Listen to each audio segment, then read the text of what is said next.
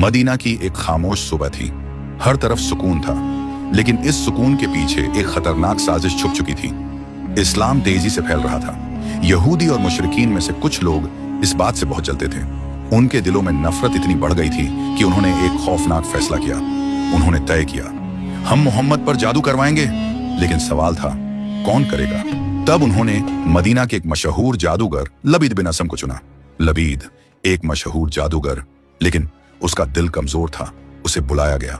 उसके सामने सोने की अशरफियां रखी गईं। सिक्कों की चमक उसकी आंखों में उतर गई। उन्होंने कहा, यह सब तुम्हारा है, बस एक काम करना है। लबीद समझ गया। उसने कुछ सेकंड सोचा और फिर कहा, मैं करूंगा। उस दिन उसने अपनी आखिरत दुनिया के बदले बेच दी। लबीद ने इंतजार किया और एक दिन उसे मौका मिल गया।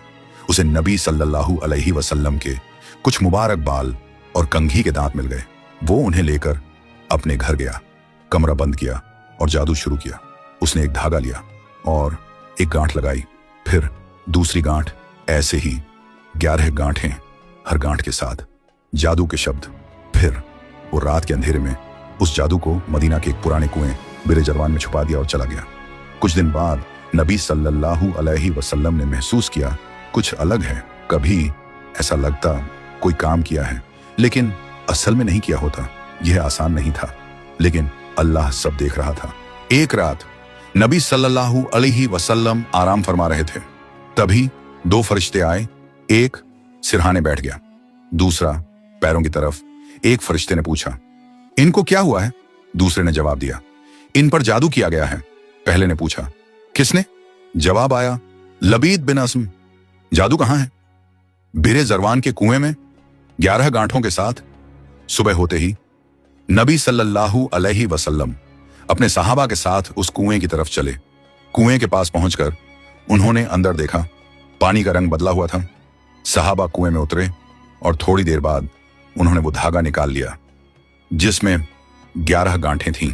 अब आया सबसे ताकतवर लम्हा, सूरह फलक और सूरह नास। ये सूरतें पहले ही नाजिल हो चुकी थीं, लेकिन उस वक्त अल्लाह ने अपने नबी के दिल में डाला कि इन सूरतों को पढ़कर इस जादू को खत्म करें। नबी सल्लल्लाहु अलैहि वसल्लम ने धागा अपने हाथ में लिया और पढ़ना शुरू किया। कुल अऊज़ु बिरब्बिल फलक। फिर अपने मुबारक हाथों से एक गांठ खोली, फिर अगली आयत पढ़ी और दूसरी गांठ खोली। ऐसे ही आयत पढ़ते गए और अपने हाथ से गांठ खोलते गए। जब आखिरी आयत पढ़ी और आखिरी गांठ खोली, उसी पल नबी सल्लल्लाहु अलैहि वसल्लम को ऐसा महसूस हुआ जैसे कोई भारी बोझ हट गया हो। जादू खत्म हो चुका था। अल्लाह ने अपने नबी को शिफा दे दी थी। और फिर वो फैसला जिसने सबको हैरान कर दिया। सहाबा ने कहा, या रसूल अल्लाह, हमें इजाजत दीजिए, हम उसे सजा दें।